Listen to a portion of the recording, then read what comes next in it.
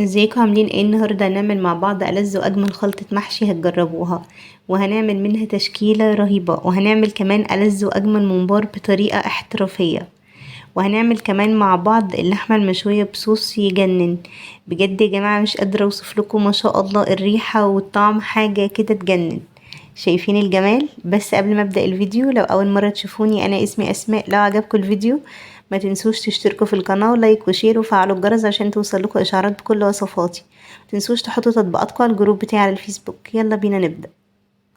معايا اول حاجة هنا الحلة بتاعتي رفعتها على النار، وهنزل فيها بربع كوباية من الزيت ومكعبين من الزبدة، ميكس ما بين الزيت والزبدة، معدل 3 معالق كبار من الزبدة. وكمان معايا هنا 4 بصلات عاملاهم كده في الكبة فرم ناعم. اول ما الزيت مع السمنة سخنوا نزلت بالبصلة على طول. المحشي بيحب البصل. انا هنا مش هحمر البصلة، ولكن البصلة بس هتدبل وهننزل بالطماطم على طول. الناس اللي متابعاني عارفة ان دايما بعمل خلطة المحشي ازاي. ومعايا هنا بقى كيلو ونص من الطماطم، ومع يعني انا بعمله كده في الخلاط، ومع كل خلاط واحدتين من الفلفل السبايسي، والفلفل السبايسي ده اختياري مش اجباري.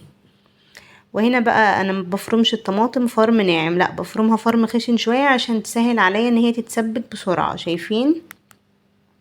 بالطريقة دي بالظبط. واول ما البصلة دبلت هنا انا ما بحمرش البصلة، البصلة بتدبل بس وبنخليها بيضة زي ما هي، بتدينا طعم احلى قوي وتست حلوة قوي للمحشي. ونزلت هنا بكمية الطماطم بتاعتي، ونزلت كمان بمعلقتين من الملح، والملح نسبي ظبطوه حسب الذوق. ونزلت كمان بمعلقة من السكر عشان تعدل حموضة الصلصة.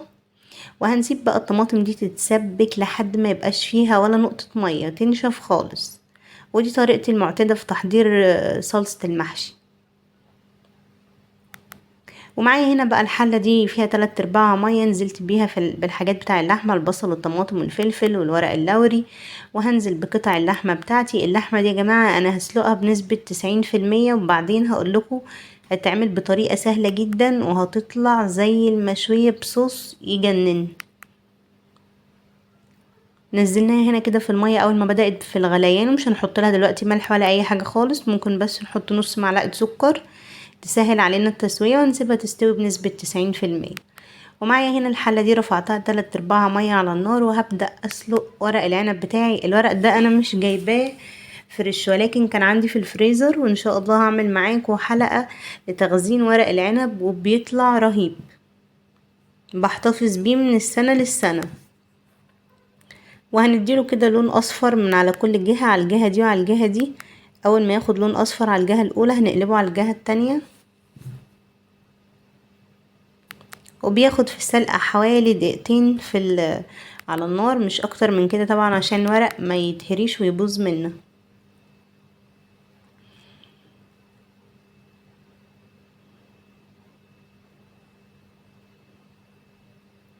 الفيديو ده فيه شوية شغل حلوين، ولكن ده المحشي ده حاجة يعني.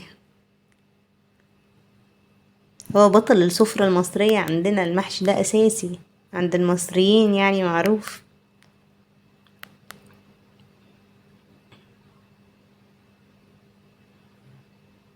وهنا بقى الورق كان خد معايا لون من على الجهتين، واول ما هنطلعه في مصفى، وهنفتح عليه الحنفية مية فترة من الحنفية، وهنغسله هنحطه في نفس المصفى، وبعدين يبقى جاهز معانا للحشو على طول. وهنا بقى معايا الصلصة بتاعتي كانت اتسبكت بالشكل ده ما شاء الله. شايفين قد ايه كمان لونها رهيب. بالمناسبة كمان ممكن تضيفوا معلقة بابريكا مع الصلصة وهي بتتسبك. ومعايا هنا بقى الخضرة بتاعتي عبارة عن شبت وكزبرة، واحدة شبت واحدة كزبرة انا مقطعاهم صغنن كده. احنا هنا بقى كده قفلنا على الصلصة خالص خالص، قفلنا عليها النار. يعني انا بقفل النار وبنزل بالخضرة، الخضرة والرز والتوابل. شايفين ما شاء الله قد ايه لونها احمر. بالمناسبة انا نسيت اقولكوا على معلقة البابريكا، وبتدي تيست حلو قوي ولون رهيب للصلصة.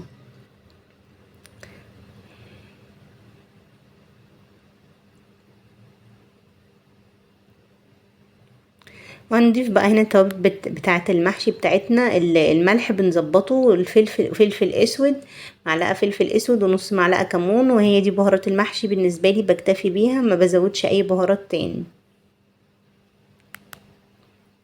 وطبعا انا بشيل منها حبه كده، دايما مش باخد صلصه المحشي كلها عشان ساعات ما بحتاجهاش كلها. وغسلت هنا كيلو من الرز وصفيته كويس، وهبدأ اضيفه على الصلصة ومن غير ما بشغل عليها برضو النار خالص. يعني بحبش انا بقى، مش من الناس اللي بيحبوا يسووا الرز على النار قبل ما يحشوه، لا خالص.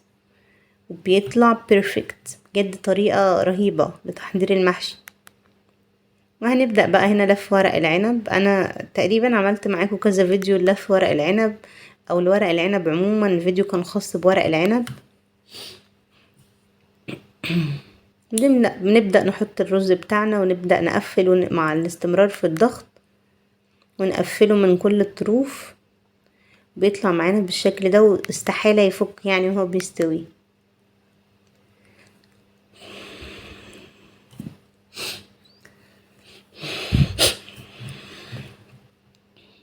وهكذا ونخلص كل الكمية بتاعتنا بنفس الطريقة.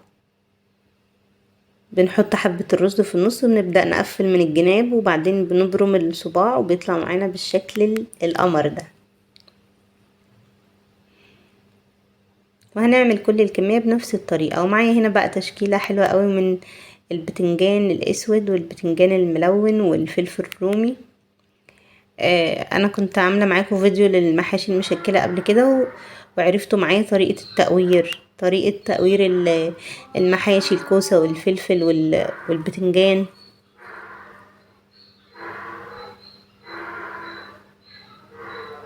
وعموما هسيب لكم فيديوهات المحاشي في شاشة النهاية وفي صندوق الوصف بإذن الله.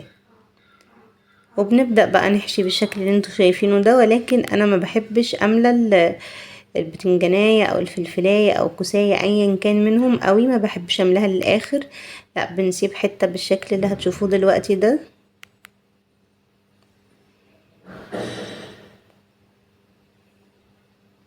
بننزل كده بايدينا لحد الاخر عشان ما يبقاش فاضي من تحت.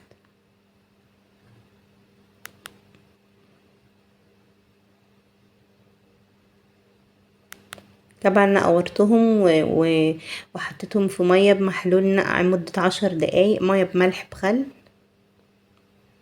عشان ينزل فيهم اي حاجه يعني. انا مش هتكلم كتير، الفيديو ده عملي محتاج ان انتوا تشوفوا اكتر.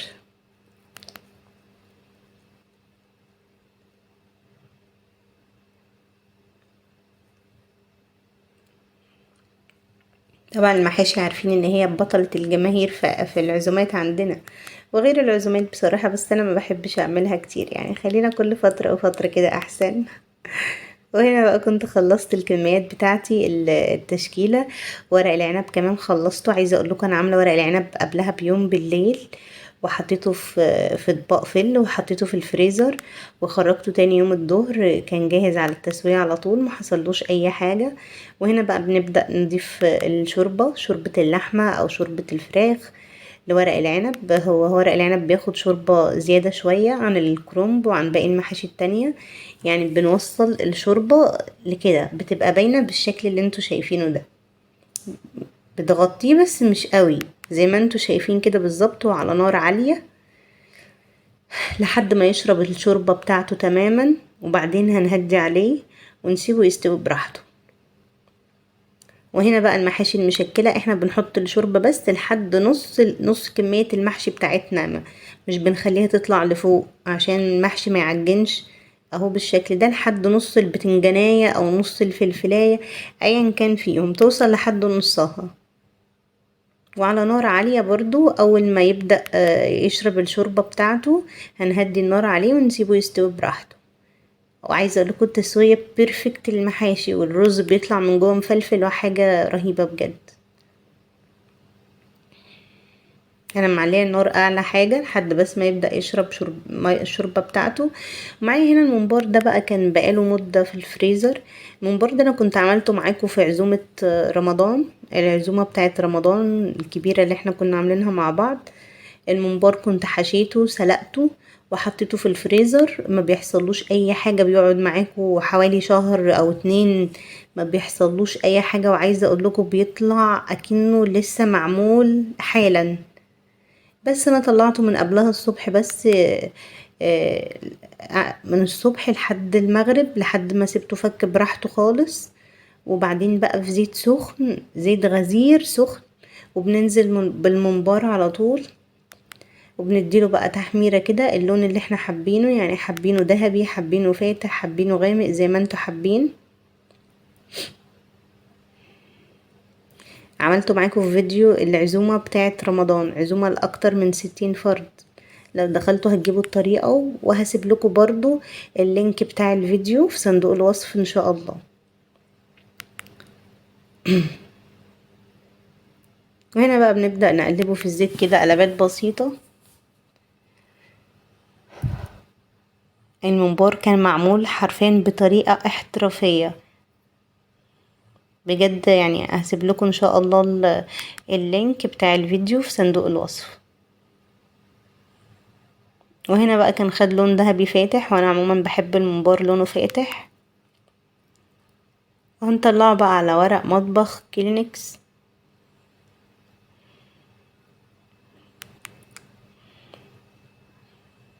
وهنعمل كل الكمية بنفس الطريقة. وبالمناسبة انا ما نزلتش مقطع طريقة اللحمة عشان الفيديو كده كان هيطول قوي، وانا مش مسموح لي اكتر من 12-13 دقيقة.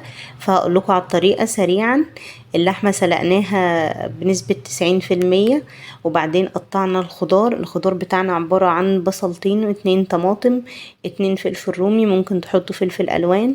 وادينا تشويحة للخضار مع اللحمة على النار، وبعدين حطيناهم في صينية، وحطيناهم في الرف اللي في النص في الفرن، وشغلنا الشواية. بس اللحمة اتشوت من فوق بالشكل الرهيب اللي انتوا شايفينه ده. وكده الاكل كله بقى جاهز معايا ما شاء الله. مش قادرة اوصف لكم قد ايه الريحة تجنن والطعم رهيب، حاجة كده بجد يا جماعة لا تقاوم. بجد لازم تجربوا الطريقة دي. وبس كده، اتمنى يكون عجبكم الفيديو. ما تنسوش تشتركوا في القناة ولايك وشير وفعلوا الجرس عشان توصل لكم اشعارات بكل وصفاتي. اشوفكم على خير فيديو جديد ان شاء الله. باي باي.